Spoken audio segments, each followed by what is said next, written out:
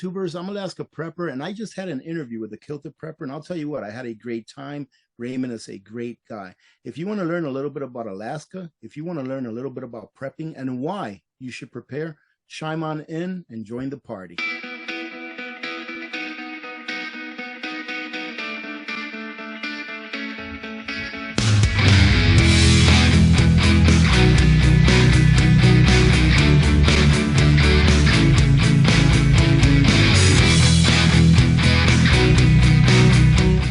Raymond Mhor, Kilted Prepper here. How's everybody doing out there? Hey, I have got another great interview with today, and we are interviewing Rudy, the Alaska Prepper.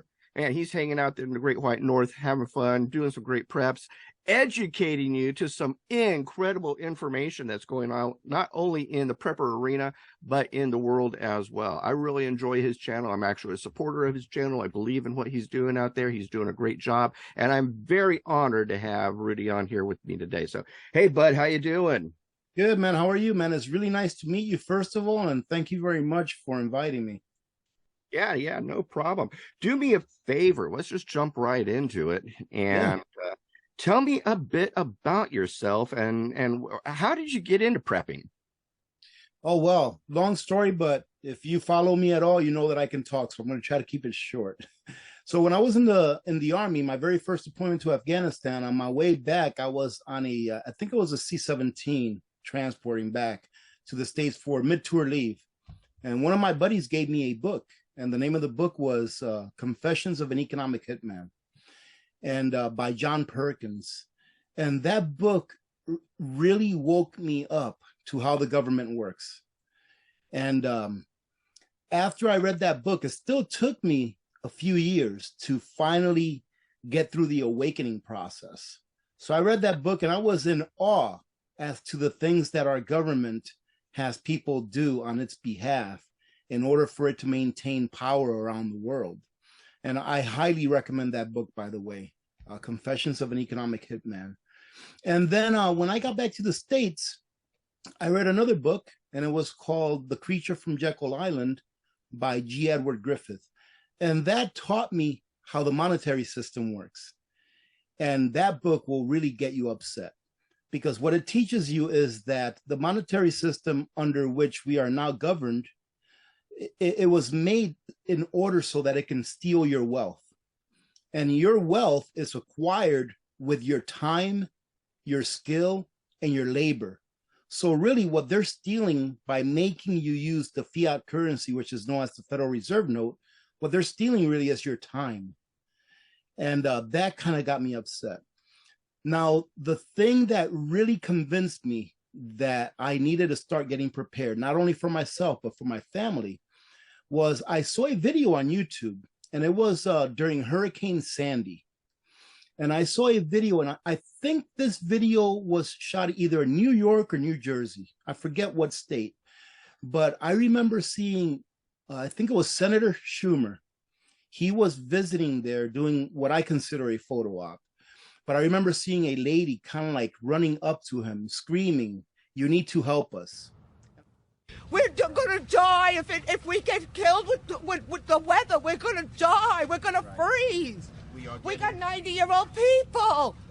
I mean, this almost gets me emotional today because she wasn't acting. She was like, "You need to help us. We need generators. We need food. We need gasoline. People are going to die. They're going to freeze." And I knew that that was just a photo op. And I knew that those people were not going to get the real help they needed from the federal government. After that, I started, I think the very first prepper YouTube channel that I ever saw, it was either, I don't remember if it was Prepper Nurse 1 or if it was Canadian Prepper, but it was one of those two. I just happened to find it. And after that, I started prepping. I started getting prepared for my family, and I made all of the mistakes that, you know, new preppers make who really don't have the guidance that they need. And but I worked through them, and I learned from my mistakes, and I came to an understanding. And the more that I looked into why I should be prepared, the more reasons I found as to why I should be prepared.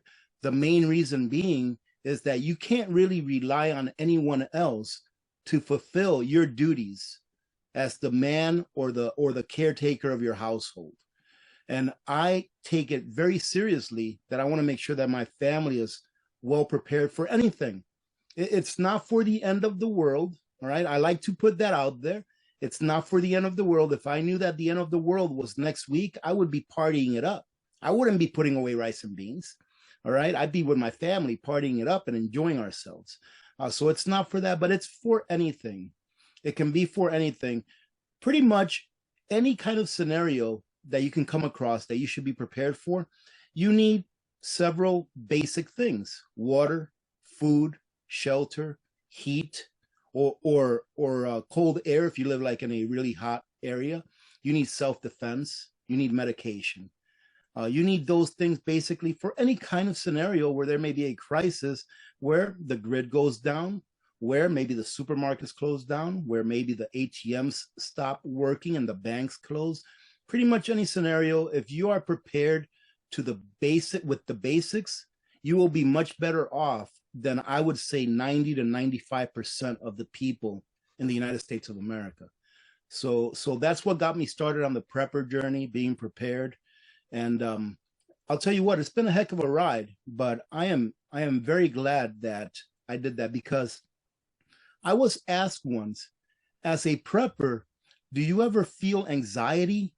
That something bad is going to happen? I'm like, no, it's the opposite. Preparedness is a form of insurance. Just like when you're driving down the road, or if you park in a parking space at Costco, when you come back, if someone ran into your vehicle, you don't feel anxiety.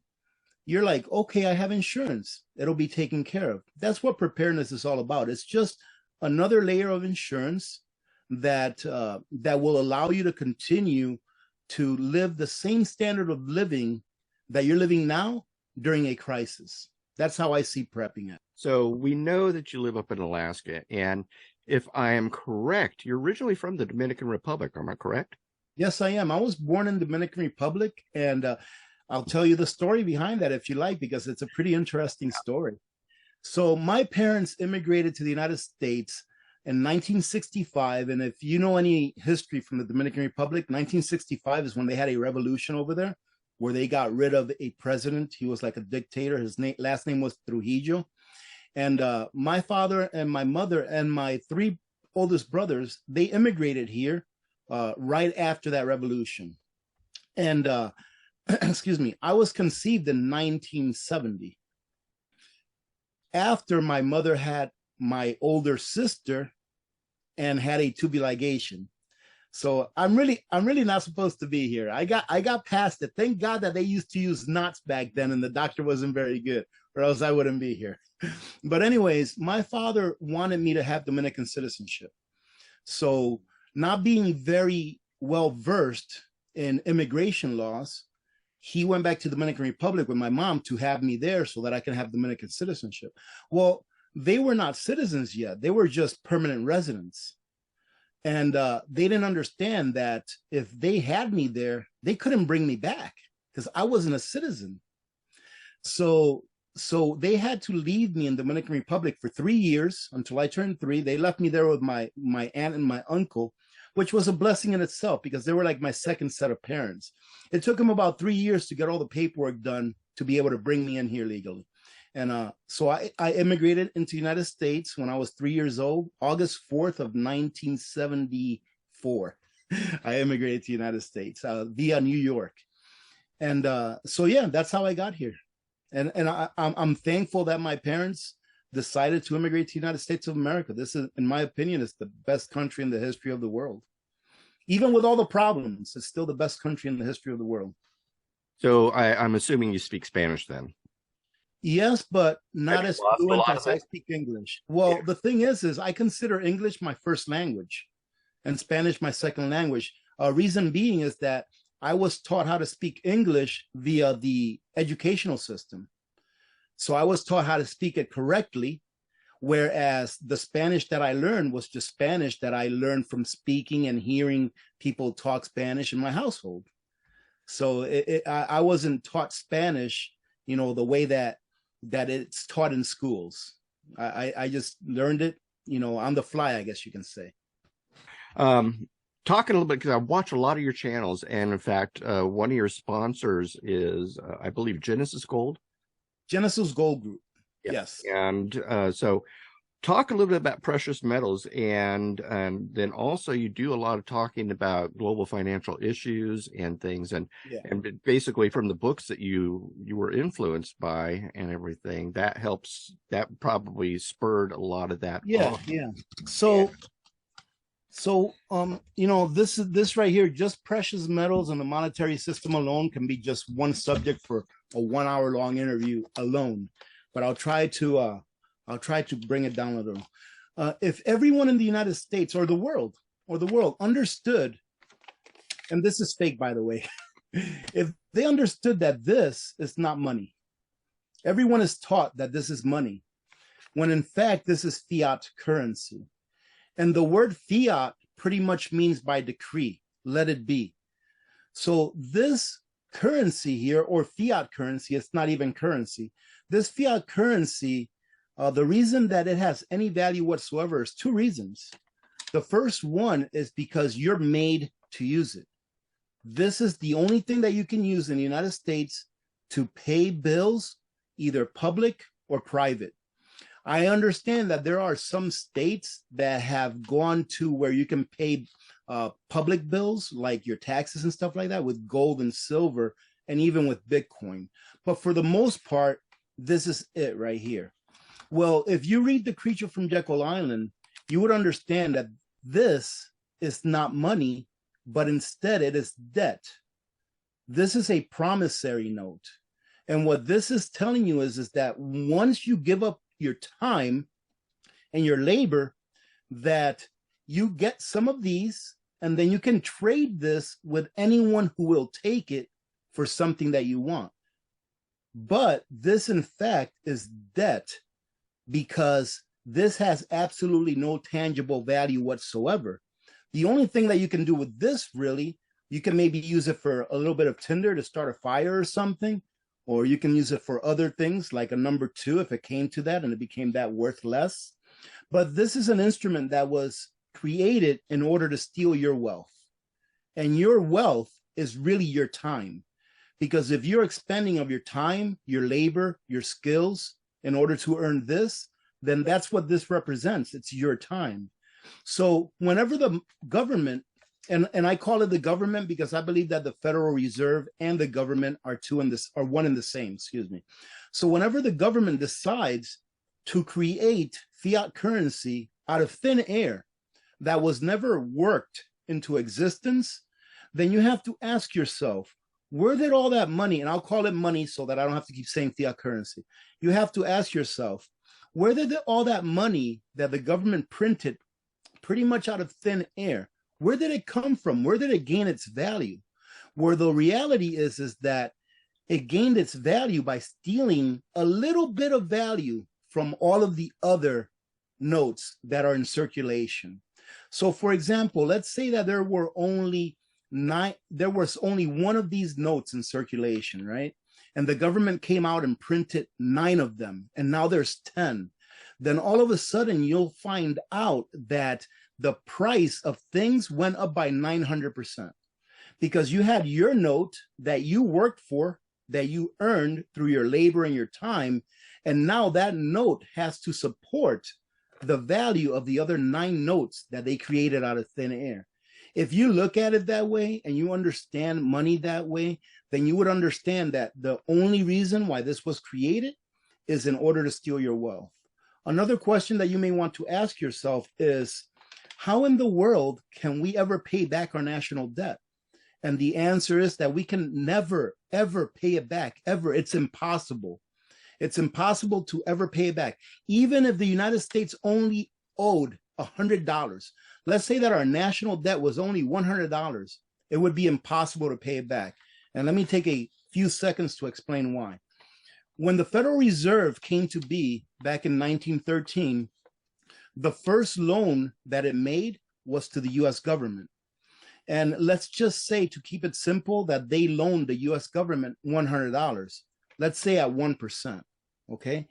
So the government borrows $100 from the Federal Reserve, 1% interest. Well, if the Federal Reserve is the only institution that can print these, then where is the government going to get that 1% to pay the Federal Reserve back with interest? They can't. That 1% has to be also created out of thin air and brought into the economy in order for the government to be able to pay interest back, which tells me that there is absolutely no way that our national debt can ever be paid off. No matter how much it is, it will never be able to be paid off. Going back to the reason why. The reason why is because as long as the United States has debt and interest that's bearing on that debt, then that interest has to be paid back. And how is the interest on the debt paid back? With your labor and my labor. So in reality, what we are is we are cattle that, or prisoners that kind of like live in an open yard. You know, you could say that we're slaves to the system, because without our labor, the system collapses. And unfortunately, it's one thing that people cannot understand because we're so divided, is that if we stick together, we can change the system. But we are so divided in so many different ways, not only in this country, but many other countries throughout the world, that I say that the bad guys, they're winning. Because as long as they keep us divided, we will never understand these basic fundamentals of how money works. And unfortunately, money is one of those pillars that can either make or break a government. It's one of those pillars or foundational pillars that a good government needs to have. And this is my opinion. A good government needs to have two things in order for the people to strive. It needs to have morals, meaning that it will follow the law of the land, i.e. the Constitution, and it needs to have good money, real money, sound money, which restricts the government from doing whatever it wants to do because it can print all it wants, and it gives the power back to the people. If we had a gold standard like we used to before 1971, August 15, 1971, the people had the power because the people had control over the purse, where the government did not have the power. As soon as that changed over, the government pretty much gave all of the control over to the Federal Reserve. If you control the money, you will control the nation. And that's a fact. So looking into your crystal ball, and again, you do a lot of videos on this, but where do you see our economy, or where do you see the economy or the global economy or whatever in say the next year, 3 years, 5 years?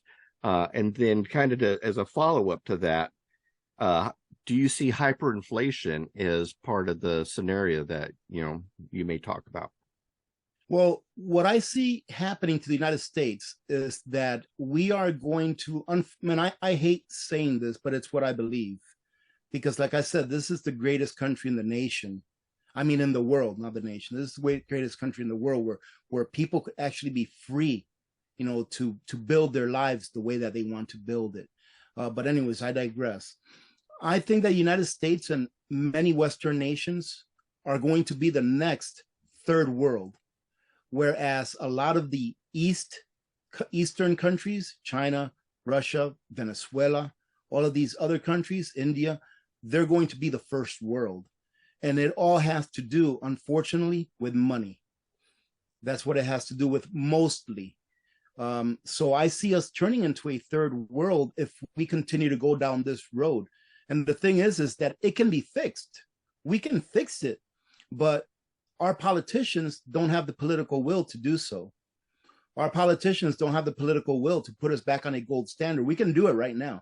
We can go back on a gold standard tomorrow if Congress wanted. We can get rid of the Federal Reserve and go back to the Treasury if Congress wanted. And I believe that if most people in the United States understood just money and the banking system, how it works, that they would put more pressure on politicians. But unfortunately, the educational system has purposefully, in my opinion, kept the American people dumbed down as to how real money works and what real money is. So I feel that we're going to be eventually, if we keep going down the same road we're going, which I don't see anything stopping it really, unfortunately, we'll be another third world nation. That's what we'll be.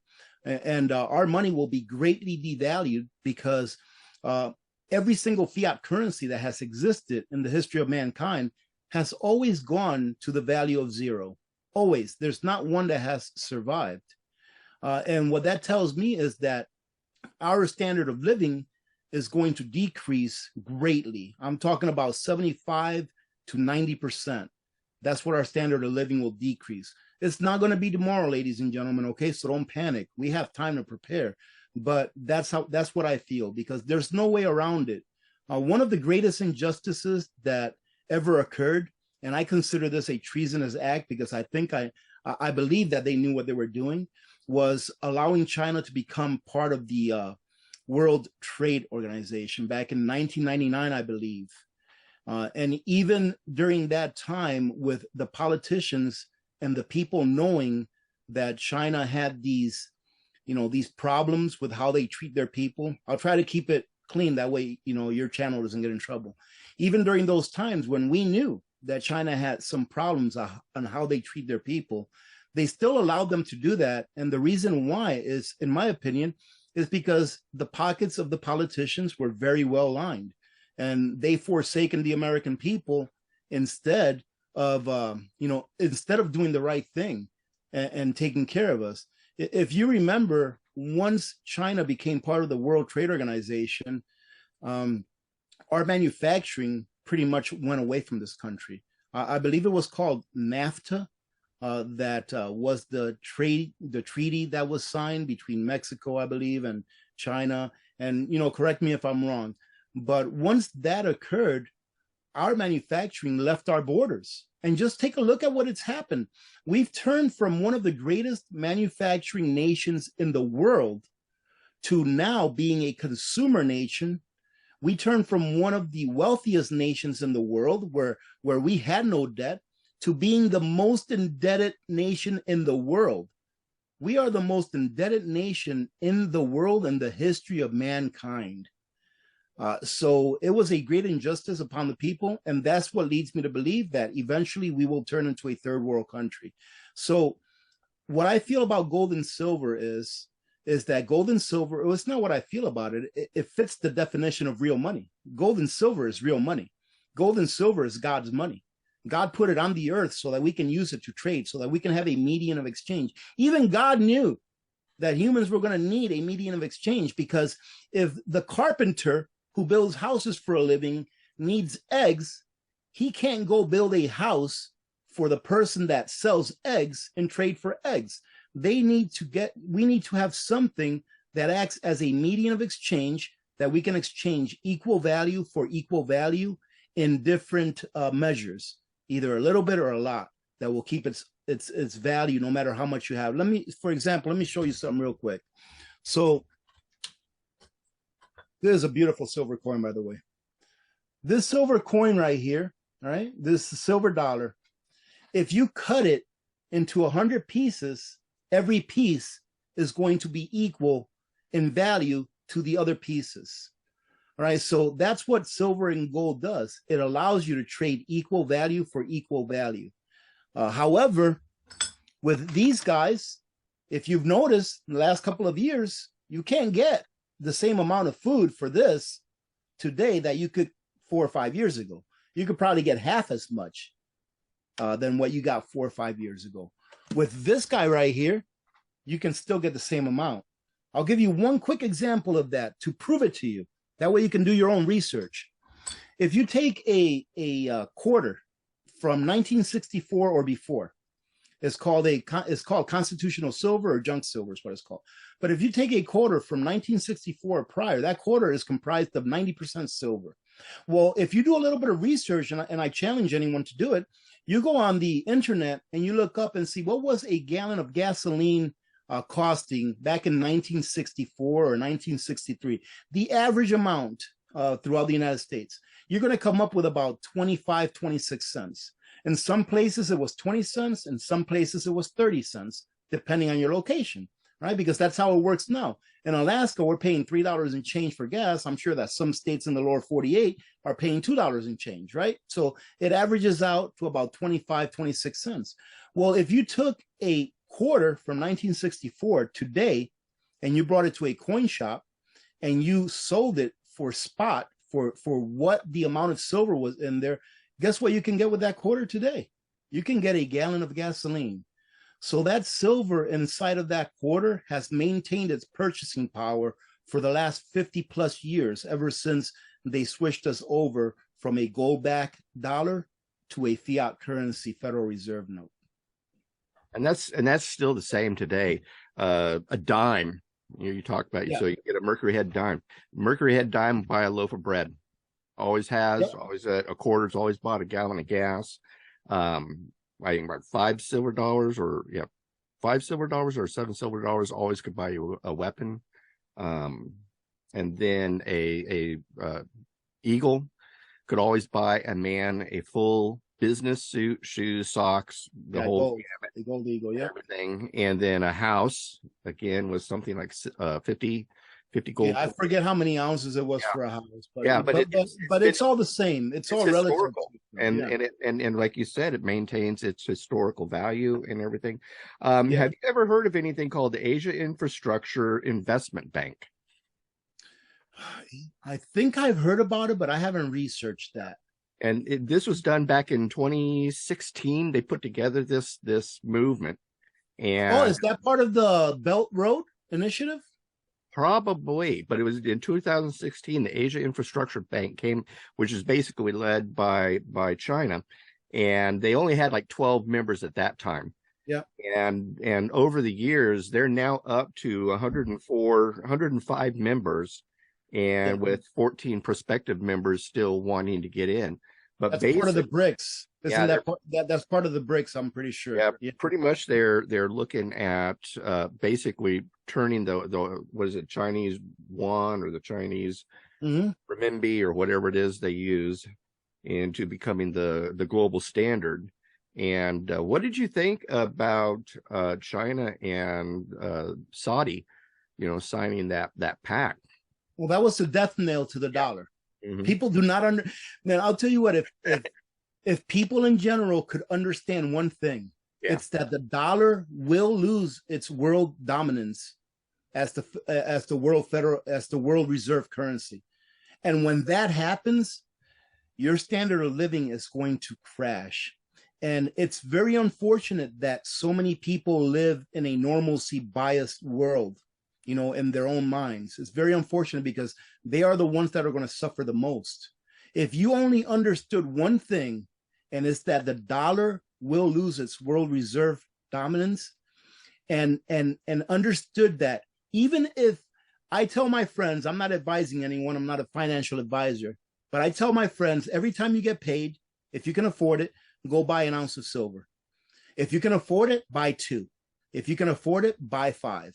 Whatever you can afford to put on the side, go buy some silver, right? If you're well off and you have a high net worth and you have a lot of what I like to call excess wealth, I like to buy like 1 ounce of gold, which I don't have that many ounces, but I like to buy 1 ounce of gold for every 100 ounces of silver that I bought. I like to diversify that way, even in my precious metals holdings. But if people understood what we just talked about in the last minute and a half, they would be doing that. Because like I said, I know some people that are very paper rich, meaning they have a lot of dollar bills and digits on a computer and a lot of dollar bills in physical form.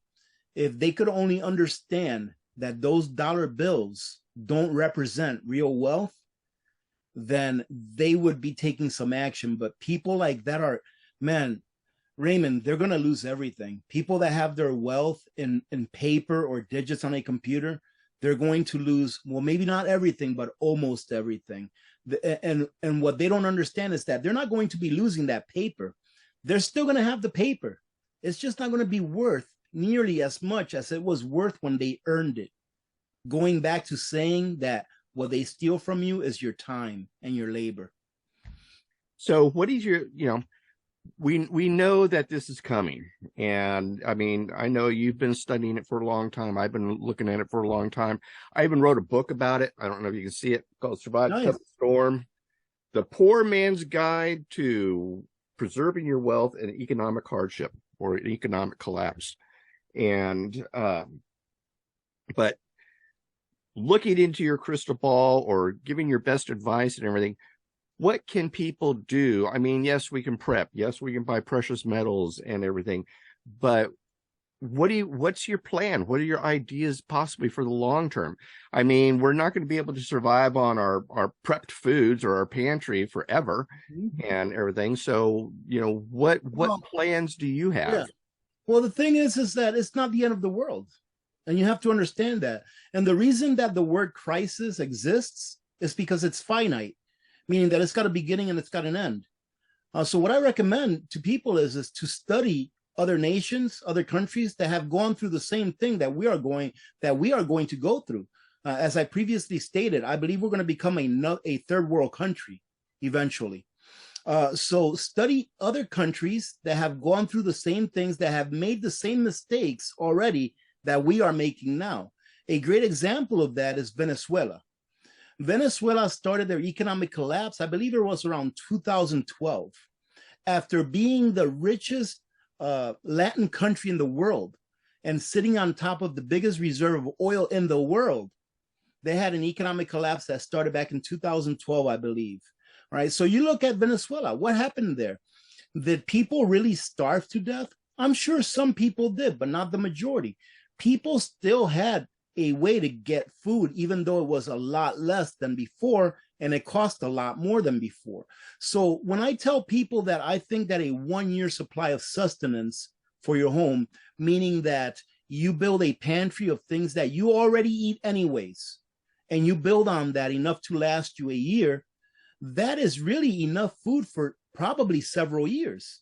Because it's not like a light switch where everything's going to turn off in one day and tomorrow you're just living only on what you have. You may be able to get flour this month, out at the store, like in Venezuela or in Cuba. So you go get flour, and you may not be able to get corn. Okay, so you go get flour. You live off some of the corn that you have in your pantry. You may be able to get pork this month. You get pork to eat. And then, you know what I mean? You supplement your preps with the food that you can get at the here and now. Okay. And that will allow your preps to be bigger than what you think it would have lasted you if you only ate your preps for a year straight, let's say. Right. So in Venezuela, gold and silver really did their job. People that had gold, people that had silver, they were able to eat. Why? Because there's always someone else that wants that gold that has more than what you have, and you can trade for it. I did a video a while back where in Venezuela, this was recently, like within the last year or so, they were actually trading flakes of gold and silver for haircuts, for groceries, to go to a restaurant. They were actually going there and trading flakes of gold for actual, commodities, I guess you can say, for food, for services. So for people that say that gold and silver can't feed you, well, that's true. It can't really feed you, but this can't either. Try putting this in a gas tank. It's not going to work. But when this is no good to get that gas, gold and silver historically has proven that it will get you that gas, that it will get you that food. So I like to tell people that, in my opinion, and this is all my opinion because we're all different, so what works for me, it may not work for you. But I like to tell people, hey, make sure that you get your pantry up to a year. If you can, slow and steady does win the race, by the way. Get all those basic preps that you need, the 5 B's of prepping, or really the 3 B's of prepping, I would say, first and foremost. Beans, which means food, water, Band-Aids, any medical stuff that you may need, make sure that you're good on that. Bullets for protection, self-defense. Some people are not really, they really don't like to talk about that, but in all actuality is that nations that are in third world status, usually the police officers and law enforcement are corrupt. And even in first world status nations like this, I had something happen near where I live a while back where there was a fatality, and the police officers were called, and it took them about 25 minutes to get to that spot. During good times where there was no bad traffic, no snowstorm or nothing, good times. So, you can do self-defense however you want to do it. I'm not here to tell anyone what they have to do, but I definitely believe that self-defense is something that you have to take, seriously, because just ask you, what's the worst that can happen? And then take it from there. But yeah, gold and silver, in my opinion, is just as important as everything else, but you have to live first. You have to stay alive. And the way to stay alive is by getting those basic preps that you can get first, fill up on those, and then you can expand your prepper journey by branching out to other things, like preserving your excess wealth is what I like to call.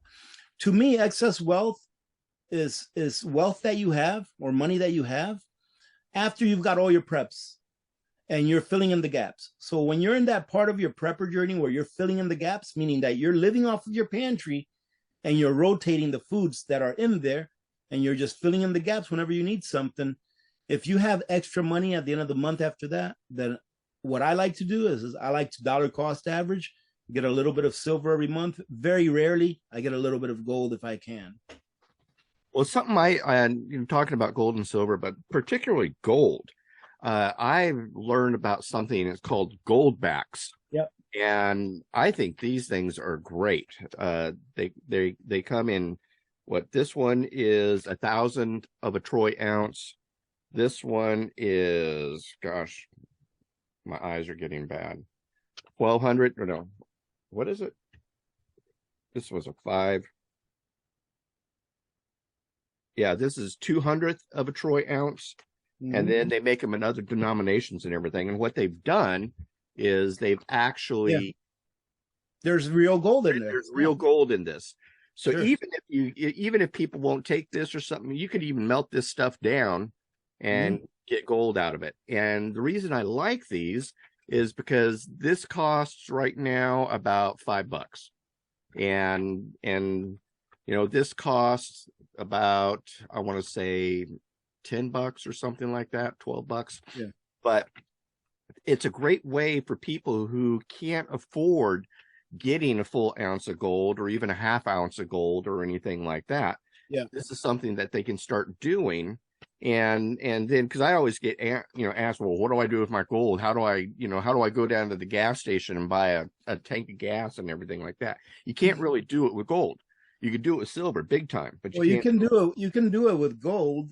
But all you do is you just trade it in for fiat. Yeah. You see, every country in the world, any country in the world that you go to, you can take a silver coin, or you can take a gold coin, and you can exchange it for their currency. And you see, we are always going to have a currency. The United States of America will always have either a fiat currency or a currency. The government wants it to stay a fiat currency so they can stay in control. But we will always have a currency or a fiat currency.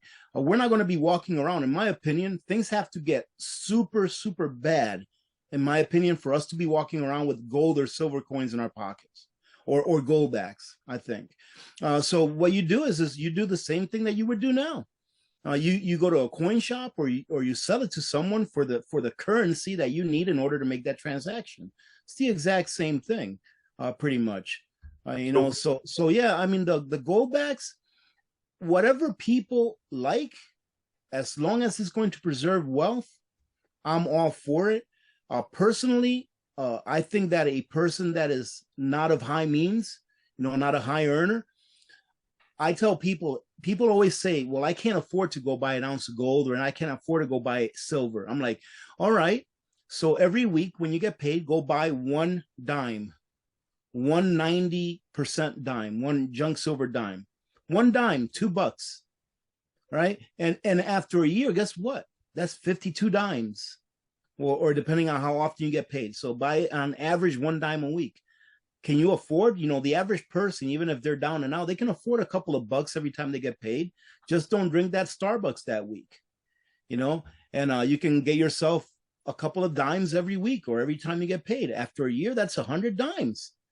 I mean, it builds up. You just have to be disciplined to do it. And so if someone's not of very high means, then just do it in small little pieces. and it will build up, and you will be better off than most people, even having 50 dimes in your arsenal. You'll be better off than most people. But whatever works for you is what I recommend. Yeah. So what, one of the things that you've been talking a lot about is the CBDC.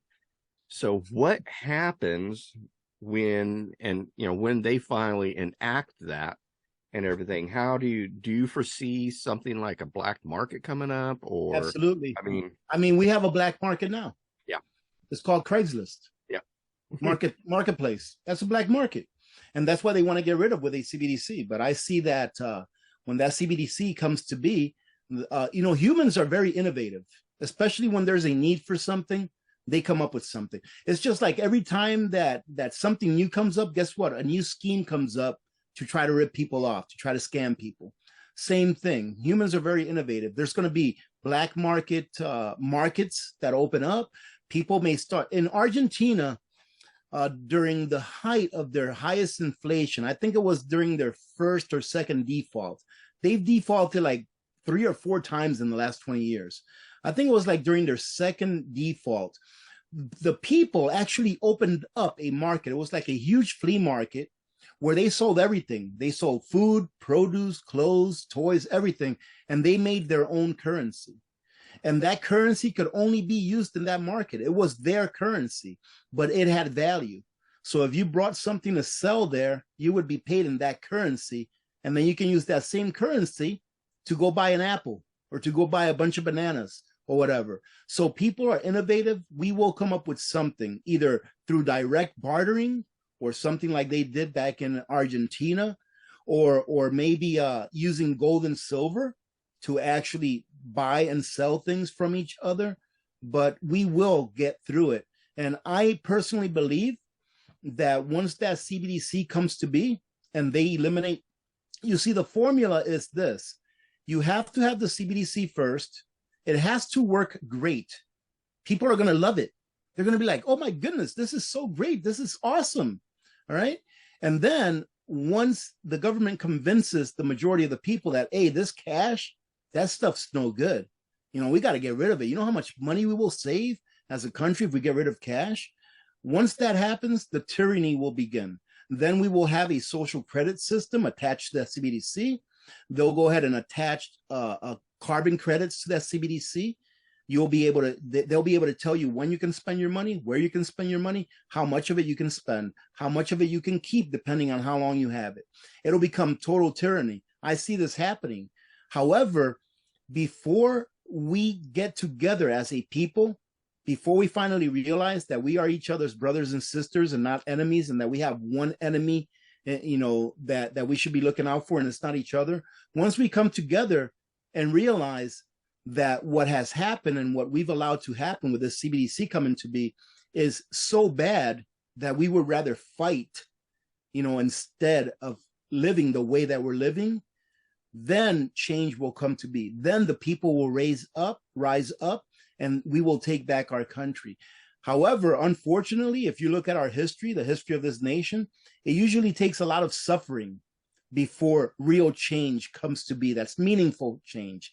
So I see that we're going to have to go through a period of real suffering where the masses will wake up because they've suffered enough. And then we will take back our country. And I am hoping to the good Lord that we will go back to the rule of law. Right? And then after that, I can have what I say is an easy death. Because I don't think this is going to happen next year or the year after. It's going to take a while. And to me, an easy death is knowing that, when I leave this earth in its physical form, in my physical form, that my children will have, a world or a country to live in where they can at least have some freedom before they pass on. So changing lanes here, let's talk EDC. And so being up there in Alaska and everything, you don't have lions and tigers, but you definitely have bears and moose and everything else. It's and that was another question I meant to ask you.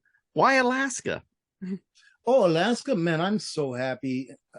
I have a great wife. When my last deployment in the Army, my last overseas deployment, my branch manager sends me an email. And he's like, hey, Sergeant, you have to PCS when you get back home. You know, within 6 months after you get back, you have PCS. Because I've been in Washington State at Fort Lewis or JBLM. I've been there for like 5 years, 5.5 years. And I loved it there, right? I was up there with 3 units. I started out with triple nickel, 555 Engineering Brigade. And then I went to First Airborne Special Force, First Special Forces Airborne. And then I finished my time off with a finance unit. And so I asked him, what do you have? And he says, I have 2 places that you can go to, either Alaska or Hawaii. And I was like, well, you know what? My entire career, my wife's been following me around wherever you guys send me, because I never asked to be sent anywhere. I just took whatever they gave me, right? Or from whatever choices they gave me. And so I faced Facebook. I used to have Facebook back then. I Facebooked my wife and I was like, where do you want to go? We can go to Hawaii or Alaska. And man, she picked Alaska. I was so happy. I did not want to go to Hawaii. Nothing against Hawaii. I just kind of claustrophobic. I wanted to come to Alaska. And it just happens to be that she'd never been to Alaska. So she said, yeah, let's go to Alaska. So we came up here for my last duty station. And about a year after we've been here, I loved it here. And I asked my wife, I was like, you know what? This place is awesome. I know that we're going to retire from here. Do you want to stay here? And she said yes again. I'm like, yes. So it's got its challenges. All right. It has its challenges here. The biggest challenge that I have personally, because my joints are really not that great, is the snow. So snow removal is a pretty big challenge for me every year. I have a plow, but there's still a lot of shoveling that needs to be done.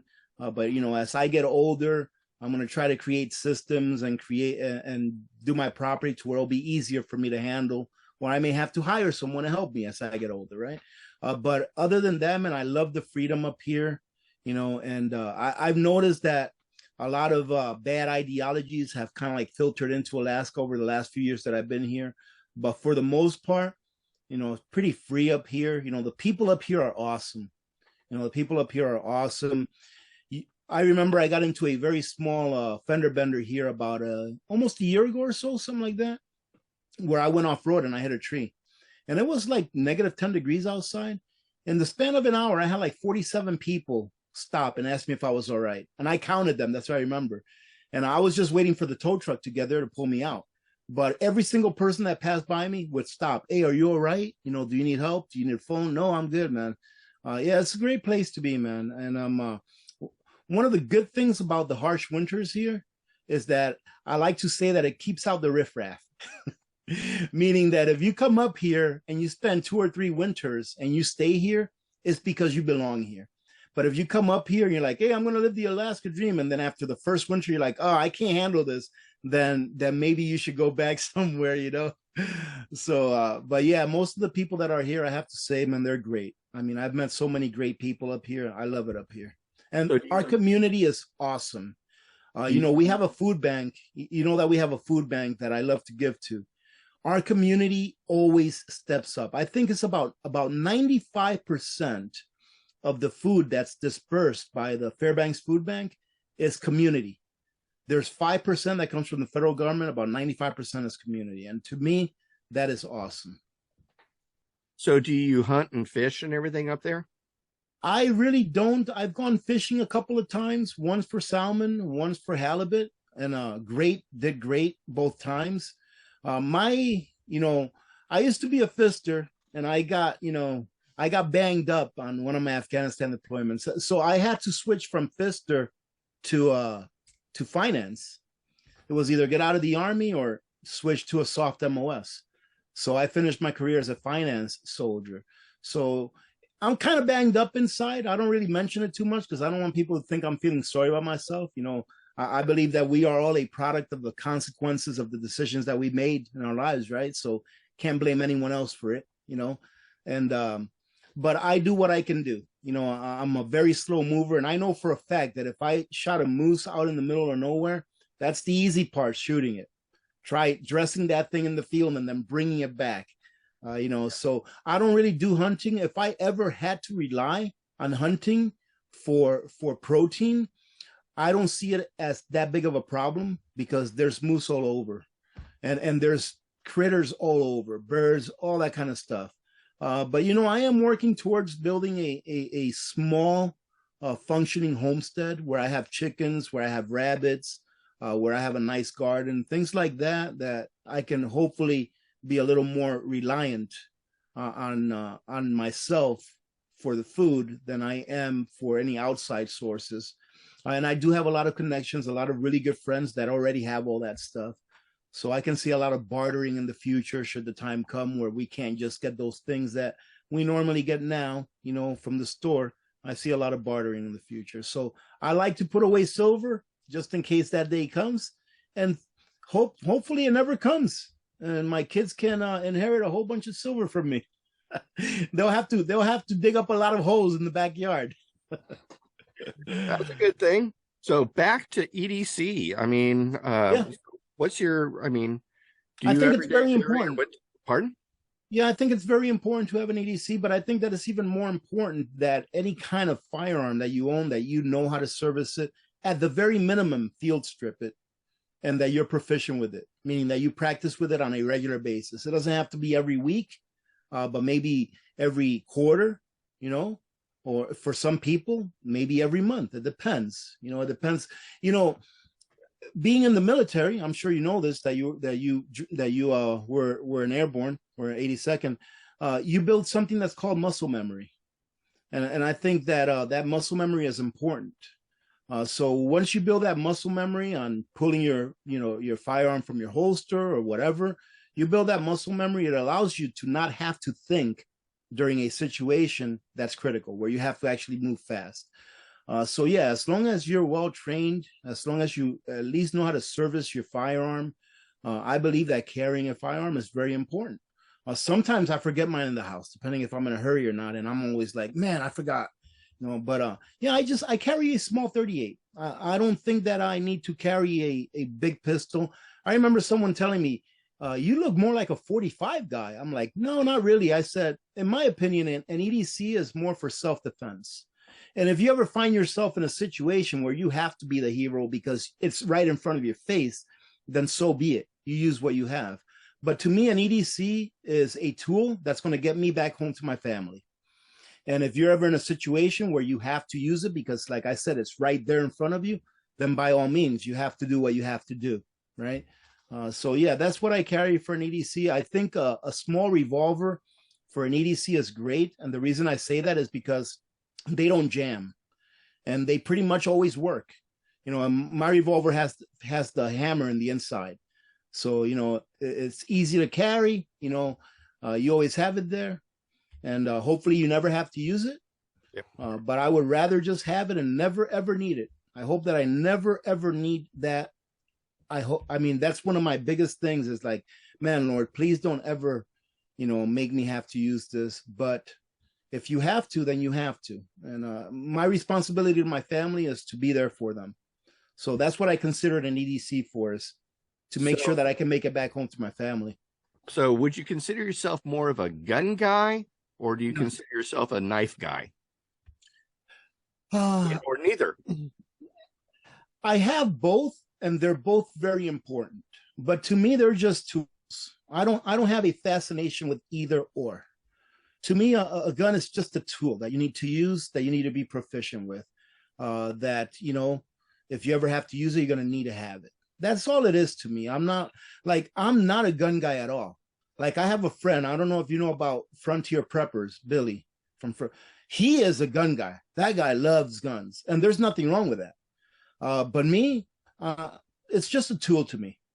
Do I have more than one? Absolutely. I think you need more than one. I think you need to have different firearms for different jobs, just like you have different tools for different jobs, right? But I really do like knives. I'm addicted to knives. I'll tell you what I'm addicted to. I'm addicted to knives and flashlights and solar generators. Guns, I'm not really addicted to. I have them because they're a necessary thing to have. And I use them. I go practice with them and stuff because you need to be proficient. It's the responsible thing to do, in my opinion. Yep. But my addictions are knives, flashlights, and solar generators. Yeah, totally agree with that, man. I've got a pile of swords over there. I've got all these knives actually just sitting around on my desk right here. Yeah. I mean, I got a pile of knives over there. And so yeah, I'm a knife geek, you know. So yeah, I Yeah, believe. and the funny thing about the funny thing is that I have some really nice knives that are like high-end knives, but I carry around a little $30 knife with me. I don't want to lose my $200 knife. I know it's Gresham's law. It's Gresham's law. Gresham's law is when you use cheap money first. I rather use this first than to use my gold and silver. I rather use this first than to use my really good knives. Who's your favorite knife company, or do you have one? Me, I'm a big Cold Steel fan. I'll tell you what, man, I am not good with names, but I think that the very best knife I have is actually a knife that's made by a small company in Michigan. I forget their name, but it is an American-made knife with American steel, American, everything about it is American. It is a beautiful knife, but not only that, it's not just a beautiful knife, but it has utility. You can use this knife for skinning. You can use this knife for shopping. You can use this knife for self-defense if you have to. It's like the perfect little knife, and it's not huge, but it's not very small. It fits on my hand perfectly. I wish I remember the name because I would love to shout them out here, but I just don't remember the name. I got that knife for Christmas about, I think it was like 2 years ago. But yeah, it's a beautiful knife, and I love that thing. And I obviously don't use it because I like it so much. I like pocket swords, and so Cold Steel does a lot of pocket swords. This is the Luzon, and oh, that's nice. Whoa, is that a foldable? It's a foldable. Wow, that thing is huge. And you know, it's got the triad lock on, if you're familiar with the Cold Steel. Nice. But it even has even that on it. But this only runs about 40, 50 bucks. Really? I'm gonna have to look one of those up. And it's a great knife, man. Let me write that down. Luzon. So, Luzon, and it comes in this is the XL. And and then they make a smaller version too, which my wife carries the smaller version. Nice. And, well, you know, my second favorite knife, I know the name of that, is Zero Tolerance. It's a foldable, extremely high quality, made in the USA knife. And I remember I got that for Christmas the first year I moved to our house here. And I remember that it was $70 because I asked for it. I know how much it was. It was $70. That same knife today is about $270. But that is a very high quality knife. I mean, very nice knife, really nice and heavy, great grip. So that's another knife. That knife I actually keep in my truck, and I've used that knife before. But yeah, that's a very nice knife. So if you look at Zero Tolerance, they make really nice knives, but they're a little bit pricey. So we're coming up here on 1 hour, man. Do me a favor and tell the folks a little bit about how to contact you. I mean, what's your YouTube channel? Well, I mean, I only have one platform, really two, but I'm on YouTube and that's it. I'm not like one of those social media guys that has Twitter, what is it, TikTok, and I forget all the other ones, right? So I'm on YouTube and that's it. Alaska Prepper, obviously. I have a second channel. It's kind of like my backup channel. It's called Alaska Prepper News, but that one's pretty much dormant. I do have a Rumble account for every once in a while whenever I feel like I have to put up a video that would not make it here on YouTube for reasons that you probably already know. So I do have a Rumble account under Alaska Prepper as well. And pretty much what I offer on my channel is I just do the stuff on my channel that I was going to do anyway. So like we were talking earlier behind the scenes, every morning, the first thing I do is get me a coffee and I look at the news. And if something on the news pops out to me that I think provides what is called actionable intelligence, meaning that, hey, the probability of this happening in 1 month, 2 month, 3 month, a year, whatever, is pretty high. So you may want to prepare for that. I'll go ahead and do a video about it. If I'm doing a payday prep, which I'm actually putting up a payday prep today that I did, and a payday prep, for those of you that don't know, is when I first started YouTube, I started prepping on the cheap because I couldn't really afford. I was still in debt and all that kind of stuff. So I started doing a payday prep every time that I got paid, and Sometimes I would only spend $10. Sometimes I would spend 50. Sometimes I would only spend, $20, whatever it is. But I do a payday prep every once in a while whenever I go and get something that is of a preparedness item. Like if I'm using it for prepping, I do that. And then I love to cook. So I do some cooking videos now and then. I do a lot of review videos. I mentioned earlier that I love solar generators, and you can see them up there. So I do a lot of review videos, and a lot of companies contact me so that I can review their solar generators. And to me, it's a win-win because I get to keep the solar generator. I always do an honest review, and I always try to get the company. It doesn't always work, but I always try to get the company to send me an extra one so that I can give it away to one of my community members or to someone here in the Fairbanks area, because it's not very easy to get solar generators up here. So I usually do the stuff that I'm going to do anyways. I love doing live streams. I do 2 live streams a week, one on Friday and one on Sunday. I really love the interaction with my community members. And pretty much what you see is what you get. Nothing fancy at all. I like to say that I'm a very boring person. I like to say ladies and gentlemen a lot. Not really because I like it, but it just comes natural. I'll give you a quick, funny fact here that happened a while back. About a year ago or so, I got an email from someone, and I remember it was a him, and I remember him saying, "I really like your content, but the last video that you put up, it was only like a 15-minute video." He says, "You said ladies and gentlemen 27 times." And I felt so sorry for that guy because I just don't realize that I'm doing it when I'm recording a video, but it's who I am. And one of the things that I tell YouTubers that are starting out who ask for advice is never change who you are.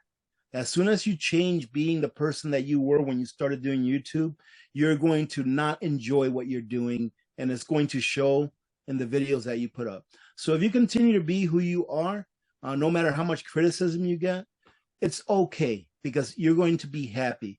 And when you try to bend to someone else's will to do what they want, it's not going to make you happy. I remember trying to censor myself after I got that email. I tried to censor myself while I was doing a video on not saying ladies and gentlemen. And it just didn't work for me. I'm like, it's not who I am, man. This is who I am. Either you like it or you don't. If you don't, I'm sorry. There's a whole bunch of prepper channels, but if you do, I appreciate you sticking around. And but that's what I go by. Yeah, well, and that's again like me. I wear kilts. I'm what's called a daily kilter. There you go. Hey, I wear kilts every day, practically. Nothing wrong with that. And then I like to prep. So there you go. Kilted Prepper. The Kilted Prepper. There you go, man. Nothing wrong with that at all. It's Raymond. It's what I say to everyone. Everyone that has an opposing view of what I have is that, listen, as long as you're not hurting anyone, who cares, right? As long as you're living your life, the best life that you can live, and you're not hurting anyone, especially children, so what somebody thinks? So what if your ideology is different than mine? So what if your politics is different than mine, or your religion is different than mine? We can all live together as long as we can learn to live with each other. And accept each other as our brothers and sisters instead of getting stuck on all of the little peripherals that really don't mean too much, that's pretty much used, by those people sitting on their ivory towers to try to keep us divided. So, as long as we remember that we are all brothers and sisters, man, this world will be such a much better place. I believe that, we have a lot of heartache to go through before humanity finally realizes that fact. And but it's all a cycle, and we'll get through it, and we'll survive it. And hopefully on the other side, a lot of us, patriots that love our country, that love the Constitution, that love freedom, there will be enough of us that made it to the other side, that are in a good place, that can be leaders and make our country, what it once was. So I have a lot of hope, and I believe that in the end, good will always prevail over evil.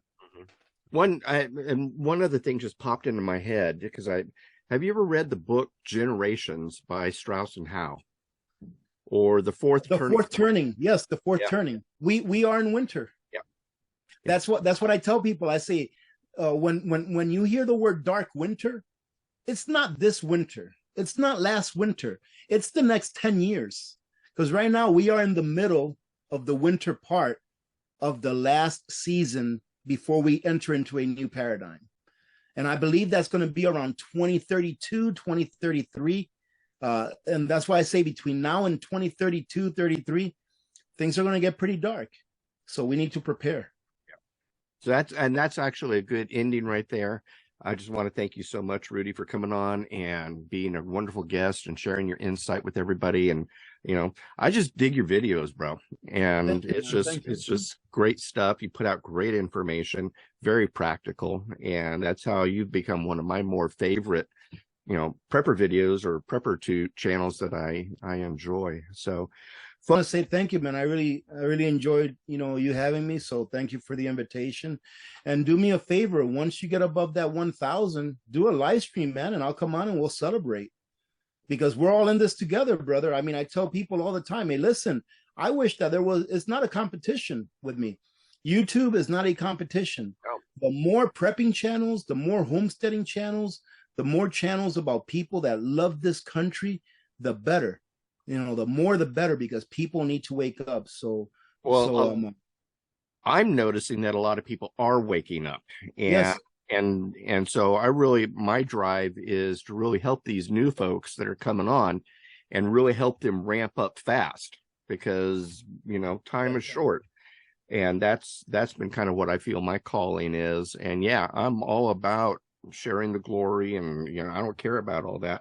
It's more important to me. I would rather have allies than enemies, if you understand. Absolutely. The more preppers that we got out there, there's less people I got to worry about versus all the other people who just 100%. Yeah, 100%. The more people and the thing is that wanting more people to be prepared, in a way, it's a little bit selfish, because the way I see it is that the more people that are prepared in your community, the better off that you are, because it's less people that are going to compete for the resources that are around. So, and the more that you can work together, because no one is in despair. So yeah, the more people that are prepared, definitely better, not only for yourself, your community, but for our country. Let's leave it off with this, Raymond. Imagine 2.5 years ago, right? Remember what started happening 2.5 years ago? If every family in the United States had a year's worth of preps and a 6-month emergency fund, do you think that the government would have been able to push them around like they did? Absolutely not. Absolutely not. So look at how much sovereignty you get to keep when you're prepared. When this stuff was going on, I could care less about that stuff. I did my research. I was careful, but I could care less about all of the mandates and stuff that they came up with. Even at my job, I was like, listen, I'm not going to wear this thing. If you don't like it, go ahead and give me my pink slip now. And I understand, right? I won't take it, in a bad way. I understand, but I'm not going to wear this thing. And guess what? I didn't wear it. You know why? Because I was prepared. And that is freedom. Yep. And another thing, that's America. Yeah. I don't know about you, but I didn't worry about toilet paper either. Me neither. Yep. I was watching it unfold on YouTube. Yep. So, folks, I just want to thank Rudy again so much for coming on here and hanging out. Again, go check out his channel. Just love what he's doing there. And, folks, do me a favor. Run over to Amazon and check out my books. We've been talking a lot about economic collapse and situations and everything. Survive the Coming Storm, How to Prepare. This is actually called The Poor Man's Guide to Surviving and Preserving Your Wealth in an Economic Downturn. And then for those of you who are, I'm a very knife guy, so weaponize. And this is when a gun is not the answer. And so I talk a lot about when I lived in Costa Rica and Panama and how guns are not allowed down there. And so I had to learn alternative things. And then for those of you who are just starting out, get my quick start guide, folks. Real easy, very thin, very easy, boatload of information. So check all those things out. And Rudy, what I'm going to do for you is I'm going to actually send you copies of these. So, oh, really? Thank you, brother. You don't have to do that. Get those books. check out my website, folks, raymondmhor.com or thekiltedprepper.com. And again, if you really liked this video, like, subscribe, share, and really get involved with my community, get involved with Rudy's community. I'm involved with Rudy's community. And so by all of us working together, we're going to do great things for great people. So I'm Raymond Mhor. We'll see you. Goodbye. God bless. And kilt on.